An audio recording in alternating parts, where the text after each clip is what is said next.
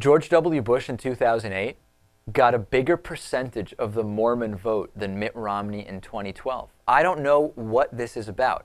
Of course, Mitt Romney is a Mormon, George W. Bush a born-again Christian. The Pew Research Center study that came out just a couple days ago after the election shows that in 2004, no, wait, am I looking at, it was in 2004, of course. I may have misspoken and said 2008.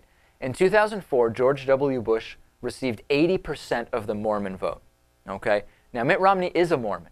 And in 2012, in last week's election, he received only 78% of the Mormon vote. What do you guys think about this? I think this could be, we're dealing with 2% here. I think this could just be... It's about even, though. Even if you believe that maybe there's a 3% margin of error, right. Mitt Romney did no better than George W. Bush among Mormons, which is just so strange given that the Mormon factor has been such a big part of Mitt Romney's life his entire life.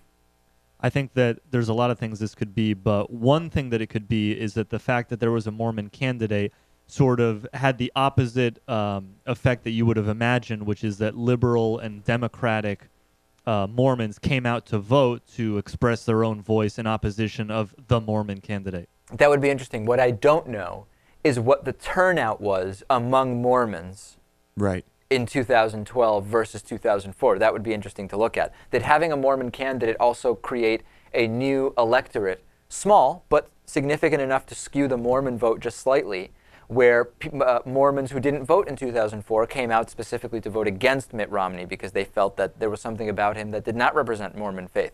Or perhaps it's, I mean, as close-knit as the Mormons are, perhaps it's something as simple as roughly 20 to 30% of Mormons are liberal.